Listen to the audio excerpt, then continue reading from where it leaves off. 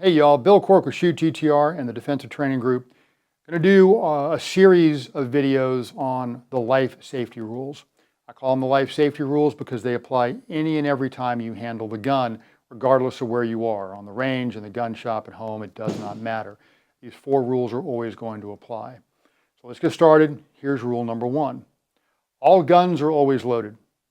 I say it that way because I want to emphasize this is a respect thing. This is a mindset thing. A lot of times you'll hear people say treat all guns as if they're loaded. I don't like the word treat because to me that suggests a make-believe, pretend type of mindset. That's not what I want you to have. All guns are always loaded is obviously not factual because you can unload a firearm and verify its condition. But what we're talking about is that question of respect. Understanding that you have to stay in control of this device. You make all of the decisions for this device. No matter how safe the gun is, and modern handguns particularly, rifles and shotguns as well, but handguns particularly are very safe mechanical objects. But at the end of the day, the only safety you can ever count on is the one up here. You are in control of this thing and you have to stay in control. So how do I express that? You run the gun does not run you. You are the consciousness behind this mechanical object and you have to stay in control. Now specifically that's going to refer to 3 things you staying in control. Number 1, you have to always know the actual condition of that weapon. Is it loaded or unloaded? All guns are always loaded. That's a question of respect. But like I said, you can unload a gun. And depending on what you're doing, it might need to be loaded. It might need to be unloaded. So if you're on the range about to start shooting, the gun's got to be loaded or we're not going to have any fun. If you're talking about a home defense weapon or a concealed carry weapon, before you go off to do your errands and face your day, you need to make sure that the gun is loaded because that's the condition it needs to be in to protect you. On the other hand, on the flip side, if you're about to take the gun apart to clean it, you need to make sure that the gun is in fact empty and devoid of ammunition. If anyone ever hands you a weapon, the first thing you should do is check the weapon, properly check the weapon, I'll show you that in a second, to make sure you know the condition, because once it's in your hands, it's your baggage. Even if the other person made a mistake and they handed you a loaded weapon and said, oh, the weapon's clear, once it's in your control, it's your baggage. You are responsible for that thing because the other person can't press the trigger. Only you can because it's in your hand. So that's the first thing. What's the actual condition of the weapon? The second thing is you have to stay in control of where is that weapon pointed.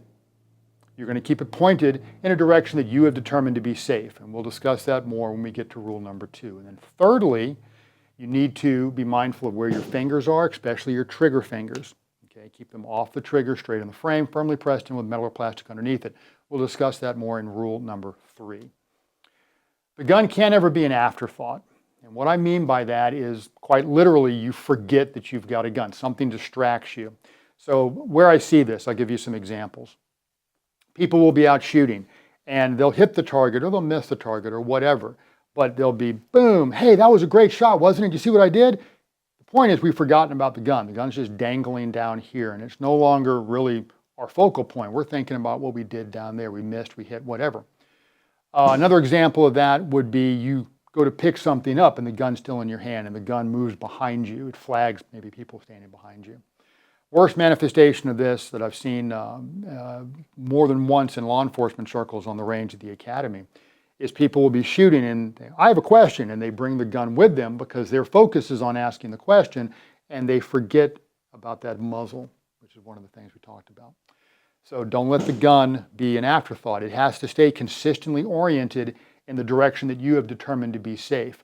So when you're doing when you're doing manipulations, sorry, that's the word I was looking for, manipulations, don't turn the gun to yourself, and it could be a malfunction clearance actually, but don't bring the gun to you. The gun stays consistently oriented and you have to rotate your body around that weapon so that that muzzle stays consistently oriented. Don't let it be an afterthought as you're focused on something else. Second example where the gun can't be an afterthought is reholstering. So my mantra to you is to reholster reluctantly. Pay attention to what you're doing when you put that gun away. Don't just shove it back in the holster. Bad things can happen if you just jam the gun back in the holster. Fingers can stay on triggers, shirts can get caught, stuff of that nature. And the last place you want the gun to go bang is putting it back in the holster. So pay attention, look the gun back in the holster, reholster reluctantly. Finally, the last example of where the gun cannot be an afterthought comes into when we're unloading the weapon. And so I've got a training Glock here. It's a real Glock, but it is not capable of discharging live ammunition. I'll use this for some demonstrations. So you can see the barrel has holes cut, and it's side to side. It's plugged to front to rear, and there's no port here for a firing pin to come out. Magazine has dummy ammunition, so no primer. It's a plastic projectile, no powder or primer or anything like that. So when I go to clear the weapon is now loaded. You can see there's a round in the chamber. The mistake that I've seen happen, and I include this in the afterthought portion because where I see this occur, the few times that I've seen it occur, has been at the end of class, end of the lesson, and people are starting to change their mindset from what they're doing with the gun to where they're going to go. They're going to go home, they're going to go get something to eat, and they're no longer thinking about this necessarily. They're focused on the next step in their lives, and that can result in problems. So with your unloading procedure, because we're unloading the gun, we're going to box it or bag it up or whatever as we go about our day. The mistake that people will make is they will clear the chamber and then pull the mag out.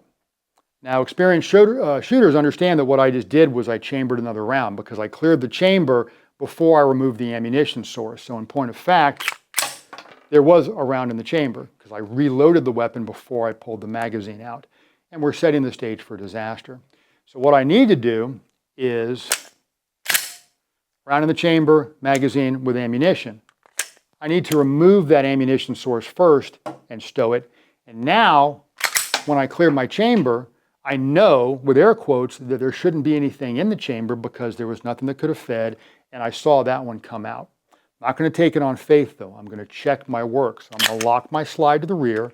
I'm going to visually and physically inspect the weapon and verify its condition. So take my pinky, and here, there's nothing in the chamber. I'm going to look in the chamber, I'm going to look away, and I'm going to look back. 2 chances to see what I need to see.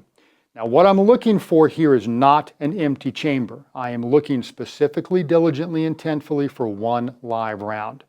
And the reason that I say that is if you look for an empty chamber, if that's your practice, it is all too easy for you to be conditioned for that reality. That's what you're looking for. And as you're looking, someone calls you, you get distracted, and your brain can literally wipe that out.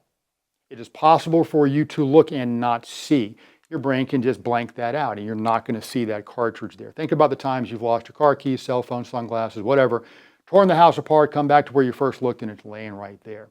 It is possible for you to look and not see. And if you condition yourself to look for an empty chamber, you're setting yourself up potentially for a failure point. So always look for a live round, look away, look back. 2 chances to see what you need to see. Make sure you're doing this correct. Set yourself up for success, not for failure.